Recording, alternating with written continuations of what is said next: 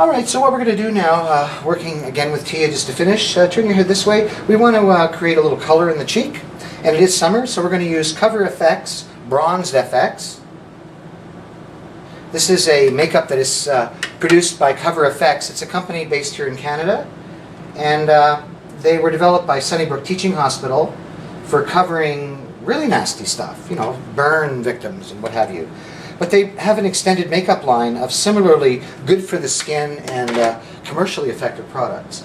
So I like to use their bronzers because I've used the organic foundation and the bronzer. So she's getting a really organic makeup look. And we're just sweeping this up the cheeks to use like a blush. We're not going to give her a fake and bake. And then I'm going to take a little more of the bronzer, and I'm going to take this forehead here, and I want to round that out. Now, why do I want to do that, you say? It's called contouring, and basically the more oval the face looks, the better it's going to shoot from all angles. So we want to ovalize the features. Very oval down here, right? But up here, it's more heart-shaped. She has kind of a heart-shaped face, smaller up here, wide cheekbone volume. Think Julia Louise-Dreyfus from Seinfeld. She was another heart-shaped girl. So there's your classic heart-shaped face. So what we've done here is we've just taken a little bit of bronzer and we've done it along the top to round that out. We don't need to do anything along here. If the girl had a pear-shaped face, like Jennifer Aniston comes to mind, where there's more volume in the lower, we may want to do a little rounding out and contouring down here to balance the features out. So I hope you learned something from the back of my neck reaching across. So much better to look at her, isn't it, than me reaching the back of my untanned, SPF-secured skin. There we go. So now we have the bronzer touched and we have a little contouring. And the last step that we promised is that we're going to show the lips. And then the mascara we'll talk about independently.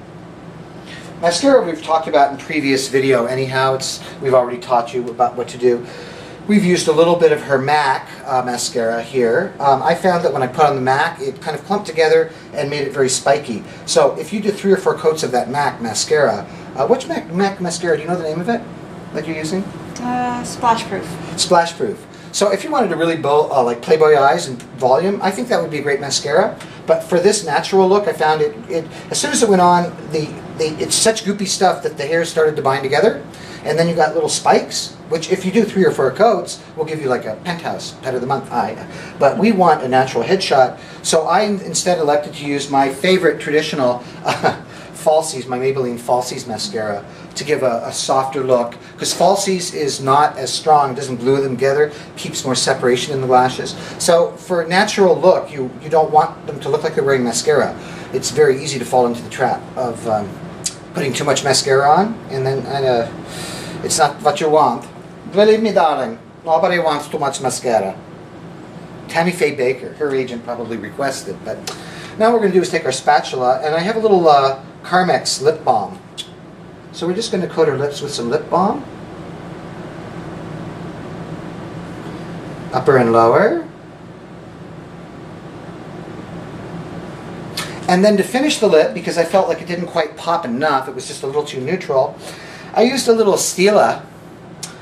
This is a Stila dual lip and cheek cream. So this is for cheeks and lips. And so I've just, again, following good practice, I take my spatula and I just remove a little bit of the Stila. And then I run my lip brush through it. And we're just going to paint this side here with the Stila. And you see how that pops the lip a lot more. The lip balm was a nice coat. And sometimes that's enough if you're doing male talent. That's often enough. But it's nice to pop the lips in a gal, especially if she's got good lip. You want to show them off. Exhibiting your lips to the world. Hello world, please look at my lips. Read my lips. No new mascara. And there we go, the lips are now done. And I would say at that point our makeup look is pretty well done. We'll put a little mascara on the other eye and then we'll finish up with some concluding comments, observations, and discussion. Thank you, darlings.